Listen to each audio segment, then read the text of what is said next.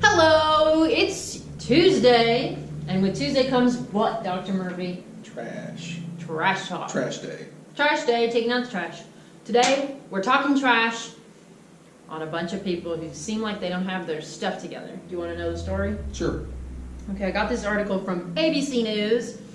A Houston hospital, Baylor St. Luke's Medical Center, removed its president and several other leaders following a high number of patient deaths, including a recent case in which a patient died after receiving transfusion of the wrong blood type.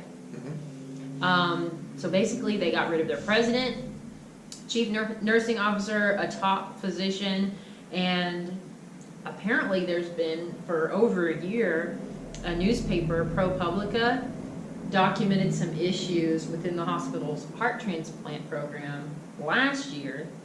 And anyway, they said after several missteps, they decided to get rid of some of their leadership.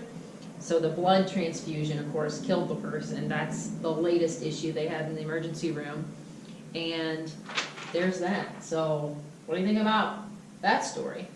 I really can't speak for it because I don't have any firsthand knowledge of exactly what is the problem there, but it sounds like they have a problem. Yeah. You know, wrong blood transfusions, that should not happen in this day and age. I mean, I have heard of it, I have seen it, you know, and when you do it, you kind of cross your fingers and, you know, hope for the best. But, you know, in this day and age, with hospitals having to pull back on what they can offer for services and save money, you know, the CEO and I'm sure the physician that was involved was a part of the administration. They typically are at that level. They're not very, what I call, patient advocate. Yeah. In other words, looking out for the person. They're looking out for bottom dollar. They want the money. Yeah. And so they cut services and find quicker ways, which are not necessarily the safer ways to do things, and all in an effort to save money. Yeah. And you know what bothers me about the whole story is I feel like it's usually symptomatic. It's not just the CEO. I don't know why it's doing this lately. So anyway, so it's not one of the top physicians. It's probably systematic. I'm assuming, like you're saying, they're trying to save money after a big push from, and this was CHI, which we're familiar with, Catholic Health Initiatives, a bigger overarching problem, trying to save money, trying to make sure that they put the thumb down on all of these CEOs to cut, make decisions that are tough all the time. They do, and the problem of it is the CEOs don't have any knowledge of medical care or safety standards when it comes to the human body, and it's not a good mix. Yeah. But you know, the blame just doesn't stop there, Michelle. It stops from insurance companies, you know, the Obamacare, everything, pharmaceutical companies. They're putting a lot of pressure on healthcare entities to cut costs and save money. They have to, because the reimbursements aren't there anymore. Yeah. So, you know, the blame of the finger goes everywhere. It really does. You know, and I mean, obviously, I feel like the, you know, blood transfusion. I don't know. I don't know really what that would even look like, but I feel like steps that maybe should be in place. Corners are getting cut at the end of the day to save money, at the end of the day to make sure that things are efficient and moving fast, because that's the other thing. They're like, people need to move, you got to move, this needs to not take as long because time is money, and the time of the physician is in the room with the patient shouldn't be blah, blah, blah, right? That's correct. Isn't that also a problem? So, I mean, everything is like cut costs, cut time, be efficient, and also provide an incredibly perfect product for less money with less resources. Yeah, I think that I do think the system is at its limits right now. I don't see, and I said that 10 years ago, I don't know how much more they can cut and be a viable organization and provide decent health care.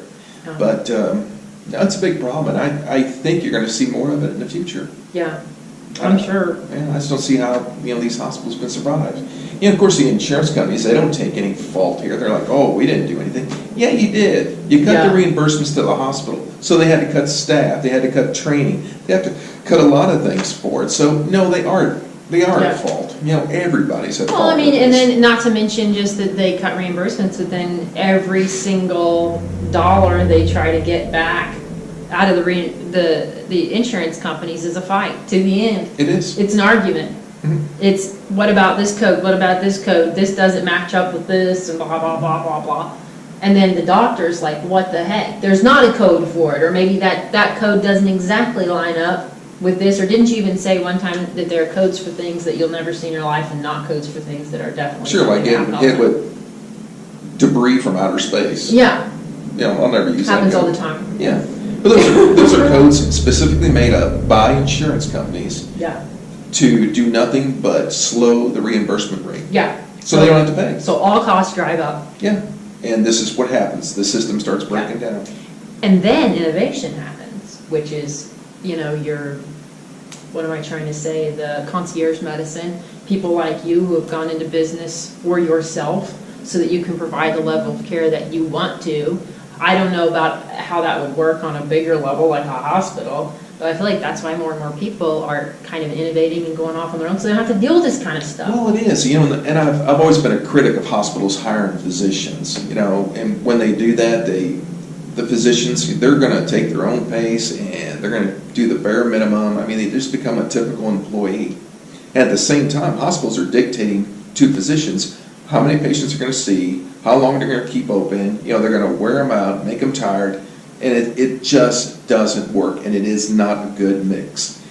And I'd love to see and make it illegal for all physicians you cannot be employed by a hospital. I mean, But, so they would be like they have to be independent. independent Or have a contractor? group, or have a third party that would manage their practice if they don't feel comfortable doing it. But, and it's hard to manage a practice in medicine, and there's, Well, and nobody goes to business school and medical school at the same time. No. And even if you go to business school, it doesn't mean you know jack about running a business. it's fraught with a lot of problems, but, where our main practices, which is in Joplin, Missouri, I'm one of just a handful of doctors left that are still truly independent. Yeah. And it's tough. And it gets tougher because they leave me out of their hospital contracts. I mean, I'm on staff at St. John's in Joplin, and I'm on their list of physicians, but if you want to try to find a doctor, they're not going to steer you towards me. They're going to steer them toward their own employed physicians. And I guess rightfully so. I mean, that's their hospital. I mean, they can do what they want, but at the same time, they just kind of leave me alone. I'll do my thing, they do their thing. Yeah. So, but we are on kind of opposite sides of the fence, because I'm a much greater physician or patient advocate than St. John's ever will be. I mean, but they're in business to make money. Yeah. And St. John's a good corporation. I think Mercy's a good corporation too, and so is Freeman. I think they're all good. I mean, there's good and bad, good doctors, bad nurses, at both institutes, so I don't know. Well, and a lot of them, again, are doing the best with the system that's already in place. Yeah. And this is basically a structure that's already set, and then they try to make small innovations within radically changing the industry and doing something totally different is about all you can do to provide a result like what you're talking about, but I don't even know what that would look like. I don't either. It's going to be a mess no matter what they do. Yeah. It's been getting worse, and I tell people this all the time. Healthcare is the best it's ever going to be today. Tomorrow it's going to be a little bit worse. Yeah. There's too many people with out health insurance, and it's become they just can't afford it. Yeah. But at the same time, they already have some money set away to where if they needed something, they can get access to it. Yeah. Health savings accounts or whatever, at least just save some money. Because I know some families it's a little hard, but any little bit you can do is. Michelle, it is hard. I recognize that. But if you save $10 a week, at the end of the year you have $500, and odds are, for most people in their 20s, you're not going to need to see a doctor. So you're going to have $500 on hand for your medical expenses. But what happens is they don't budget it. They don't have an emergency fund. I mean, something comes up.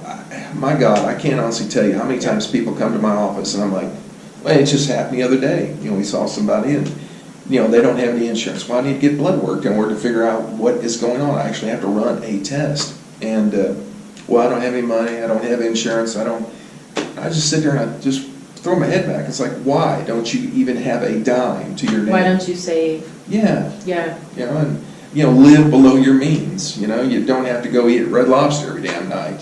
Save some money. Yeah, like you do. I'm just kidding. I never eat at Red Lobster. I'm just kidding. I think I've only been there with you 3 times. I don't care for Red Lobster. That wasn't my choice. The only thing good about Red Lobster is their biscuits. Everything else, they are pretty good biscuits. those biscuits rock. Mm-hmm.